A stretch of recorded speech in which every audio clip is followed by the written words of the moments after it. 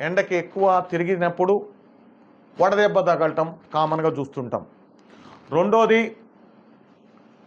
Diarrhoea, అతిసార వ్యాధి. మూడోది కంటి ఇన్ఫెక్షన్, కంజక్టివైటిస్, ప్రతి పిల్లల కళ్ళు ఎర్రబడుతుంటాయి, పుసులు తోడుతుంటాయి. తర్వాత ర్యాష్, శరీరం మీద విపరీతమైనటువంటి దద్దుర్లు వస్తుంటాయి. అదేవిధంగా ఫుడ్ పాయిజనింగ్, బయట ఫుడ్ తినటం వల్ల, కంటామినేటెడ్ ఫుడ్ తినటం వల్ల.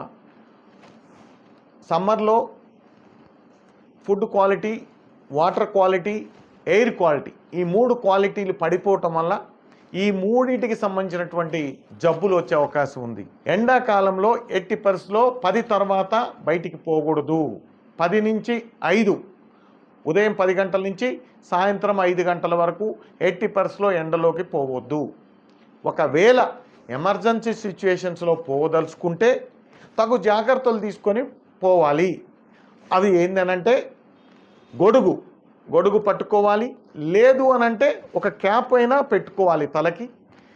తెల్లటి వస్త్రాలని, లూజుగా ఉండే వస్త్రాలని ధరించాలి, ఎండ వేడిమి తక్కువ ఉంటుంది అప్పుడు. అదేవిధంగా వాటర్ బాటిల్ని క్యారీ చేయాలి, మధ్యలో కూడా వాటర్ తాగుతుండాలి. మొదలు కాకముందు కూడా వాటర్ తాగి మొదలవ్వాలి, మధ్యలో తాగాలి, తర్వాత తాగాలి.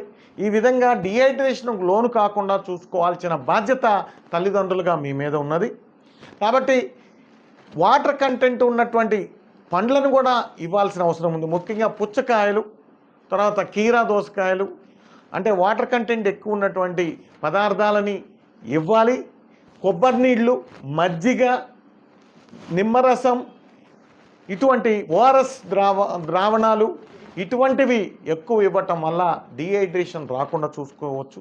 అదేవిధంగా బయట ఎటువంటి తినుబండారాలను తినకూడదు, ఎందుకంటే దాంతో గ్యాస్ట్రైటిస్ వచ్చి వామిటింగ్స్, మోషన్స్ వచ్చి డీహైడ్రేషన్ గురి అయ్యే అవకాశాలు ఉంటాయి. కాబట్టి ఫుడ్ పాయిజనింగ్ వచ్చే అవకాశాలు ఉంటాయి. కాబట్టి ఎట్టి పరిస్థితుల్లో కూడా బయట ఫుడ్ని అలో చేయకూడదు. అదేవిధంగా బయట వాటర్ తాగినా కానీ కాచి చల్లార్చిన నీళ్ళనే తాగాలి. బయట వాటర్ ఎక్కడ తాగకూడదు, ఇంట్లోనే కాచి చల్లార్చిన వాటర్నే తాగాలి. దాని ద్వారా డయేరియాస్ రాకుండా చూసుకోవచ్చు.